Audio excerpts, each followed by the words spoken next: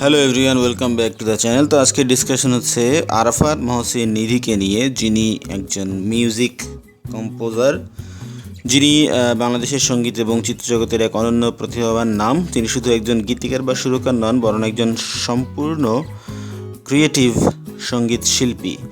Usually যিনি গান করেন, ব্যাকগ্রাউন্ড স্কোর করেন, বিজ্ঞাপনের জিঙ্গেল, নাটক এবং স্বল্প দৈর্ঘ্য চলচ্চিত্র, পূর্ণদৈর্ঘ্য চলচ্চিত্রের মাধ্যমে শিল্পকে জীবন্ত করে তোলেন।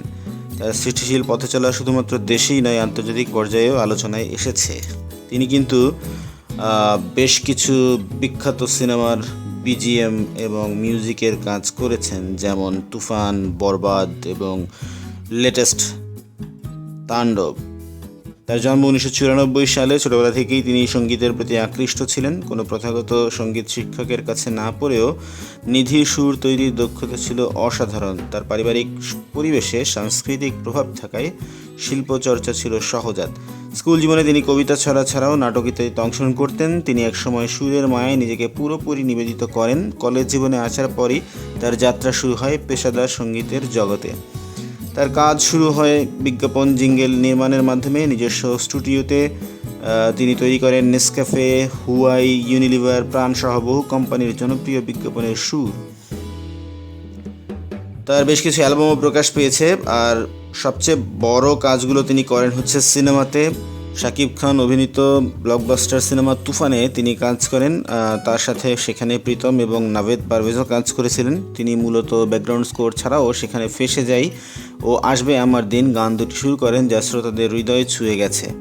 পরবর্তীতে তিনি বরবাদ সিনেমার পুরো ব্যাকগ্রাউন্ড মিউজিকটাই করেছেন, এবং বরবাদ সিনেমা আমরা জানি যে কোন লেভেলের ব্যবসা করেছে। সেখানে অবশ্যই নিধি তার পুরোপুরি ক্রেডিট পাবেন।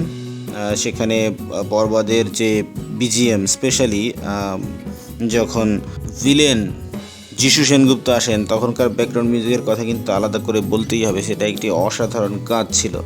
বরবাদ সিনেমার সাফল্যের পর তাণ্ডব সিনেমাতেও তিনি কিন্তু বিজিএমের কাজ করেছেন, এবং তাণ্ডবের পাশাপাশি ইনসাফ মুভির কাজও তিনি করেছেন। অনেকে বলছে যে তাণ্ডবের বিজিএমে যেমন ভালো কাজ হয়েছে, ইনসাফে তার চেয়েও বেটার কাজ তিনি দিয়েছেন, ডেলিভার করেছেন দর্শকদের জন্য। সো ভালো একটা সিনেমা তৈরি করতে গেলে ভালো ব্যাকগ্রাউন্ড মিউজিক কিন্তু খুবই গুরুত্বপূর্ণ অনুষঙ্গ, এবং বাংলাদেশে আরাফাত মহসিন নিধি সেই কাজটা খুব ভালো মতোই করে যাচ্ছেন।